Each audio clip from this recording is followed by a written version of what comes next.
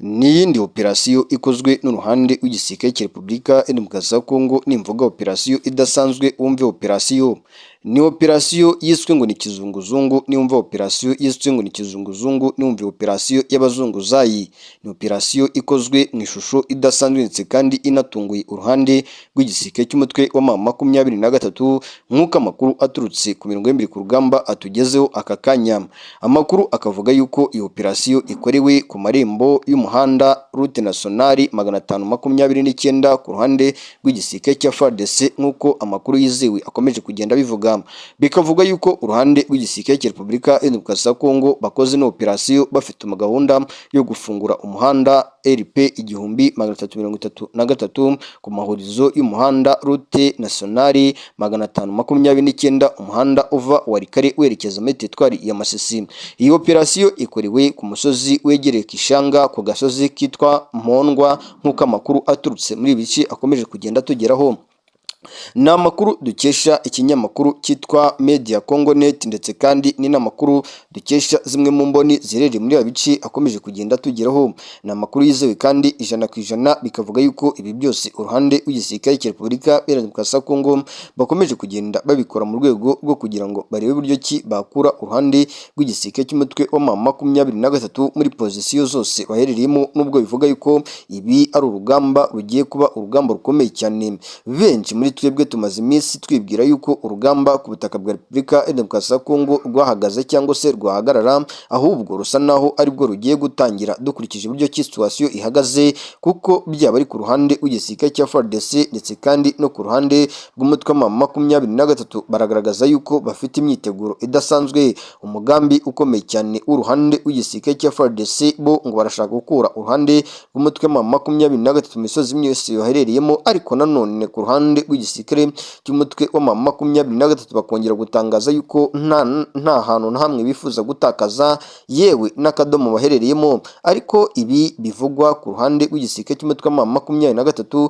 bitandukanye n'ibiri kwemezwa na bamwe mu bayobozi n'ubundi batandukanye. Aka kanya turi kuvugana b'umutwe wa M23 bari kuvuga yuko bakomeje kugabwaho ibitero bya drone n'uruhande rw'igisirikare cya FARDC ndetse kandi n'imbunda ziremereye. Bakavuga yuko ibi byose biri guteza ikibazo gikomeye ku ruhande rwa societe civile y'abaturage batuye muri bice byo muri Kivu y'Amajyepfo ndetse kandi no muri Kivu y'Amajyaruguru. Nibyo byose turaza kubyinjiramo ndetse kandi twikoze mu misozi y'Iminembwe tubabwire uko situation ihagaze. Turaza kwikoza mu misozi y'Iremera tubabwire uko situation ihagaze.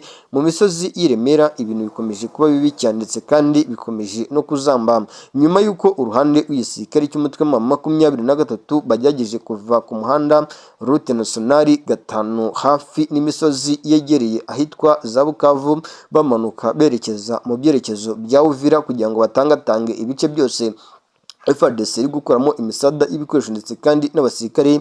Biragaragara yuko ku ruhande rw'igisirikare cya FARDC bakomeje gusa naho bicuma bigira imbere gatoya, kuko biravuga yuko mu kigo cya gisirikare cya Cibitoke hari abasirikare b'abarundi FDNB, FARDC ndetse kandi n'abasirikare b'abanyangora bari bamaze iminsi bari gukorerwayo amahugurwa. Bikavuga yuko abangaba bacishije mu misozi yegereye Sanje bakegera mu byerekezo byegereye Mayamoto n'ahandi hatandukanye. Abo bose bakaba bari gutegurwa mu rwego rwo kurebera hamwe ubundi buryo butandukanye bwo gukura uruhande rw'igisirikare cy'umutwe wa M23 muri pozisiyo baherereyemo. Ariko ibi byose bigaragara yuko biri buze kugorana cyane ukurikije uburyo ki situation ihagaze, aho situation ikomeje kuba hatari sana, aho ibintu bikomeje kuzamuritse kandi no guhindura isura.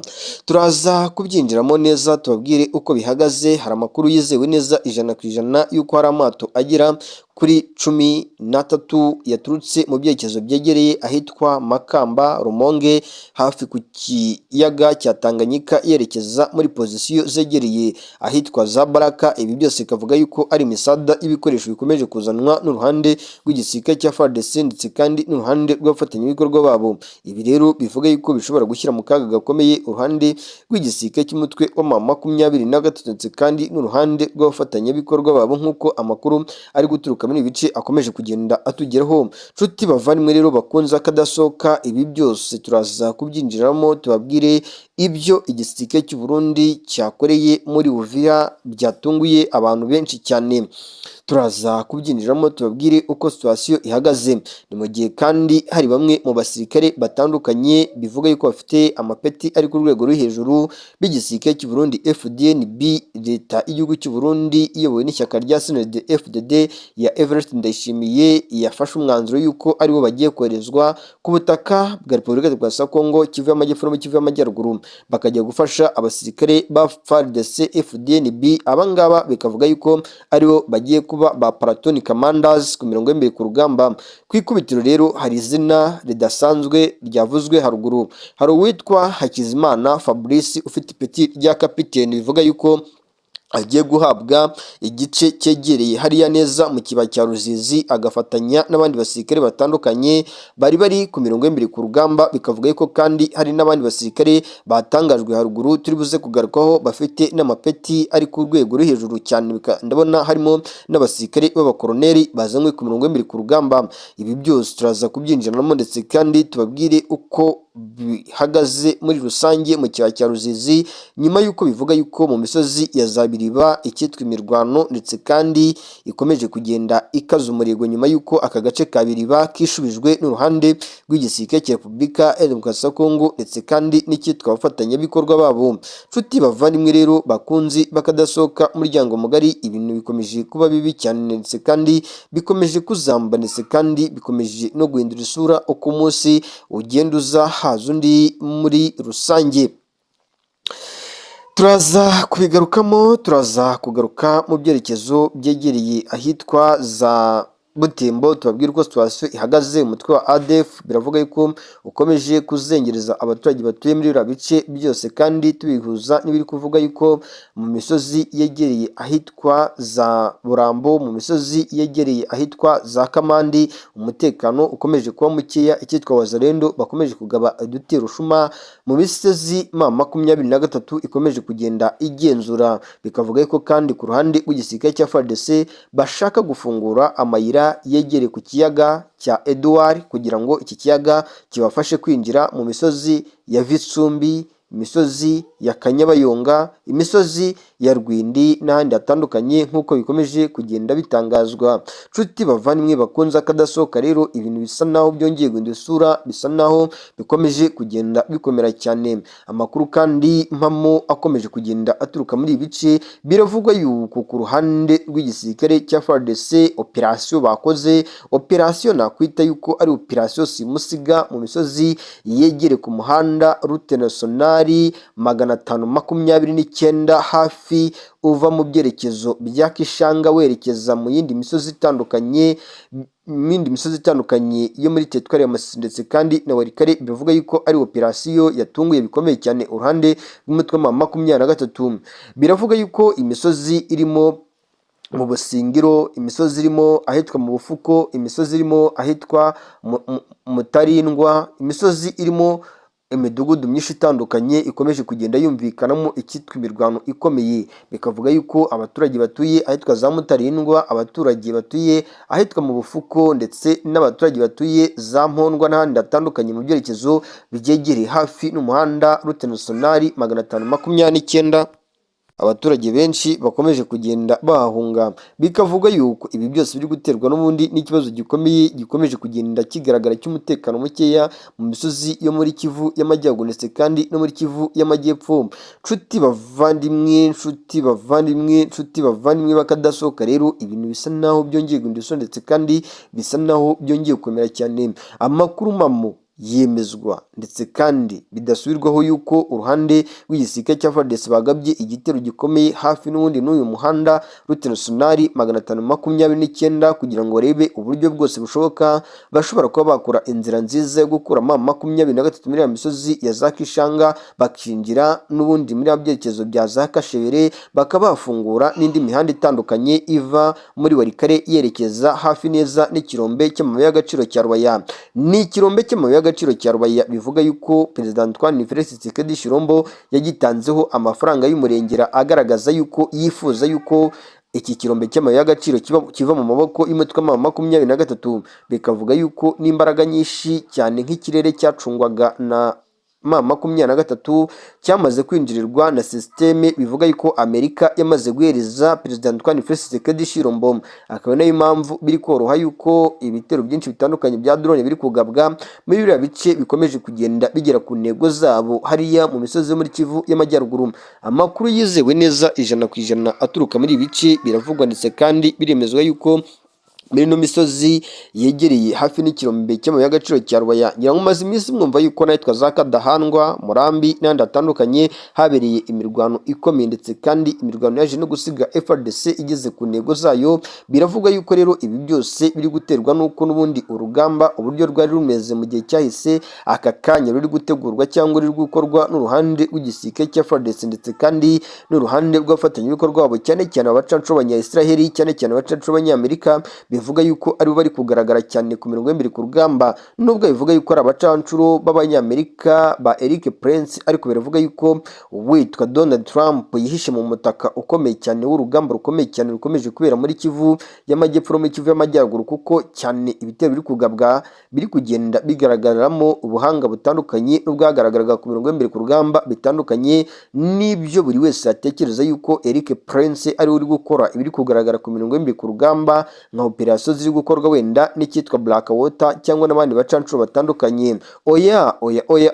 Oya ibintu byazambiretse kandi byahinduye isura, kuko dukurikije uko situation ihagaze ntabwo ibi bintu biri buze koroha habe na gatoya. Ariko nanone ku ruhande rw'igisirikare cy'umutwe wa M23 amakuru aturuka ku mirongo y'imbere ku rugamba biravugwa ndetse kandi biremezwa yuko nabo ngo hari bimwe mu bikoresho biri gugenda bitekerezwa bishobora kuba byakorwa mu mujyi wa Goma bikazamurwa byerekezwa n'ubundi hafi n'ibirombe by'agaciro bya Rubaya, kuko bivuga yuko Rubaya ikomeje kuba isoko yo gushaka inzira ikomeye cyane yo kwinjira mu misozi irimo Sake nk'imisozi ya Bugembwe, Busangara, Daragamarene. Ibi bishobora no guteza icyago gikomeye mu gihe Sake yaba yinjiriwe cyangwa iriya misozi ya Mitumbara n'ahandi hatandukanye, nk'umuhanda ugize umuhanda RP 1433 uva ahitwa Kirorerwe no mu misozi ya Zanganjo umanuka Bugembwe na Busangara werekeza ahitwa za Daragamarene. Uramutse ufunguwe byaba icyago gikomeye ku ruhande rw'umutwe wa M23, kuko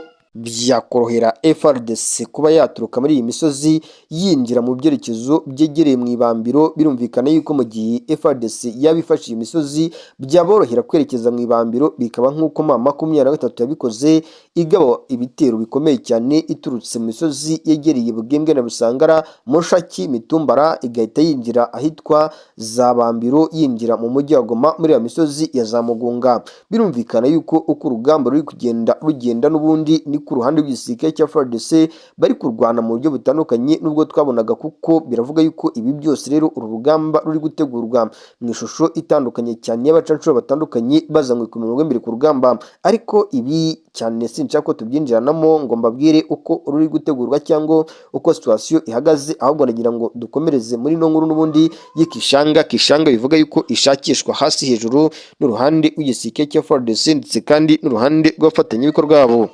Ibi rero bigaragaza yuko bitari buze koroha ndetse kandi biri gukomeze no guhindura isura uko umunsi ugenda uzaza undi. Ni Kishanga uduce twinshi dutandukanye, karitsiye nyinshi zitandukanye zabereyemo imirwano cyane. Ibitero bivuga yuko byari biyobowe n'abasirikare ba FDNB n'abawazarendo benshi cyane. Ni mu gihe kandi mu yandi makuru adasanzwe muri Sud Kivu ikiri kwavugwa kidasanzwe na hitwa Remera habereye imirwano ikomeye yasakiranyije uruhande rw'igisirikare cy'umutwe wa M23 ndetse kandi n'igisirikare cya FARDC. Amakuru akavuga yuko hari hamaze iminsi woherezwa mu ibanga rikomeye abasirikare ba M23 mu misozi yegereye ahitwa Remera mu byerekezo bigana hafi neza na za Mayamoto ndetse n'ahitwa Kingwengwe mu rwego kugira ngo M23 ibona uburyo bwose yinjira muri la misozi yegereza Munanira no mu misozi yegereza Kiku muri misozi y'Iminembwe, kugira ngo n'ubundi imihanda iva Uvira igize ibice bya Minembwe ifungwe n'uyu mutwe, kugira ngo abasirikare ba FARDC batazajya babona aho bacisha ibikoresho byiganjemo intwaro ziremereye biva Uvira byerekeza Minembwe. Ariko bikavuga yuko ibi byaje kugorana cyane kuko intego z'umutwe wa M23 batigeze babasha kuzigeraho, ariko nanone bikavuga yuko ibi n'ubundi biri buze gutuma no muri no misozi yegereye za Kingwengwe hashobora no kuba imirwano ikomeye, kuko biravuga yuko umusozi Kingwengwe, Mayamoto n'ira misozi ya Remera uruhande rw'igisirikare cy'umutwe wa M23 harimo abasirikare bayo benshi cyane, kandi bikavuga yuko abaturage batemera bice bakomeje gucumbikira abasirikare ba M23 mu ibanga rikomeye, akaba nayo mpamvu bamwe mu bayobozi ba societe civile mu mujyi wa Uvira no mu zindi teritwari zitandukanye ziyobowe na FARDC bakomeje gusaba abaturage mu buryo bwose bushoboka kuripotinga amakuru y'abantu binjira muri iriya bice, ndetse kandi bikavuga yuko no mu bice FARDC igenzura bivuga yuko bagiye gukoramo imikwabu nk'uko M23 ikora imikwabu mu bice igenzura. Reka mbifurize amoni imigisha, mbifurize kugira ngo tugaruke ku ruhande rw'igisirikare cy'u Burundi FDNB. Igisirikare cy'u Burundi FDNB n'ishyaka rya CNDD-FDD ari ryo shyaka rya Perezida Evariste Ndayishimiye bakomeje kugaragaza yuko bafite inyota yo guhangana muri runo rugamba ukurikije iki situation ihagaze. Perezida Evariste Ndayishimiye yamaze kwemeza abasirikare bagera ku 4333 bakuwe ahitwa Bururi, baje biyongera ku bandi basirikare bari bamaze iminsi bahabwa amasomo ya gisirikare mu kigo cya gisirikare cya Bururi. Aba bikavuga yuko bagiye kuzanwa mu misozi ya Sud Kivu ndetse kandi no muri Kivu y'Amajyaruguru, bakaba bagiye gufasha uruhande rw'igisirikare cya Repubulika ya Demokarasi ya Kongo mu rwego rudasanzwe kandi bidasubirwaho. Ibi biri gukorwa nyuma y'uko n'ubundi hari amakuru bivuga yuko ari kwemezwa n'uruhande rw'abasirikare ba FARDC n'abafatanyabikorwa babo yuko imisozi ya Mwenga, Walungu, Minembwe n'ahandi hatandukanye uruhande rw'igisirikare cy'umutwe wa M23 bari kongenda bohereza imisada ibikoresho ndetse kandi n'abasirikare benshi batandukanye mu rwego rwo kugira ngo barebe uburyo ki bategura cyangwa se bakora operation Simusiga, operation Karabutaka, operation Kirimbuzi mu bice byinshi bitandukanye, nubwo bivuga yuko bishobora kubagora cyane hakurikijwe uburyo ki situation ihagaze, kuko ku ruhande rw'igisirikare cya FARDC urugamba rwo kubutaka barasa naho mu misozi ya Sud Kivu batarwitayeho cyane, ubona yuko icyo banyotewe ari ugukoresha drone ziri mu bwoko bwa kamikaze ziri gusheringa mu bice byinshi bitandukanye birimo n'ibirindiro by'umutwe wa M23. Nshuti bavandimwe rero bakunze akadasohoka, niyo mpamvu bivuga yuko uruhande rw'igisirikare cy'u Burundi FDNB bamwe muri abasirikare biravuga yuko bagiye koherezwa mu bice bya Bibogobogo, abandi bakoherezwa mu misozi yegereye hafi n'imirambi ya za Kasoki cyangwa se hafi no mu bikuyu byitiriwe umugabo witwa Nyamurozi uzwiho kuba ari umuvuzi wa gakondo muri bice byariya muri Minembwe cyane, hafi n'ubundi n'imihanda iva Karemi werekeza mu misozi ya Mwenga, Warungu n'ahandi hatandukanye. Bikavuga yuko kandi ibi byanabaye bibimburirwa n'urugamba rwabereye ahitwa Ngweshe, urugamba rwabereye hano mu misozi ya Mwenga Pruta mu misozi yegereye Walungu, urugamba rwaje no gusiga uruhande rw'igisirikare cy'umutwe wa M23 barukuye muri ibi bice. Bo bakavuga yuko aha hantu bahavuye mu rwego kugira ngo bategure urugamba mu buryo budasanzwe kandi bidasubirwaho, kugira ngo barebe ubundi buryo bwo kuba bakwikusanya mu misozi yegereye Zanzibar harazanya abantu bakaba bakongera bakagaba ibitero ku ruhande rw'igisirikare cya FARDC. Bikavuga yuko kandi ku ruhande rw'umutwe wa M23 bo bemeje yuko ibi bice bakuyemo babivuyemo bitewe n'uko ngo impamvu babivuyemo ngo ni uburyo bwo gushakisha ubundi buryo bwo kugira ngo abaturage badahura n'ibibazo n'ubundi bishobora kuba byaturuka kuri no rugamba rukomeje kubera muri Kivu y'Amajyaruguru ndetse kandi no muri Kivu y'Amajyepfo, ariko cyane cyane muri no misozi ya Ngweshe bamwe mu basirikare bari bakambitseyo. Amakuru yizewe neza 100% dukesha ikinyamakuru cyitwa Media Congonet biravuga yuko bamaze kuva muri ibi bice ndetse kandi undercovers bakatwemeza yuko ibi n'ubundi bikomeje kugenda bikorwa nyuma yuko urugamba ku butaka bwa Kongo mu bice byinshi bitandukanye rukomeje kugenda ruhindura isura.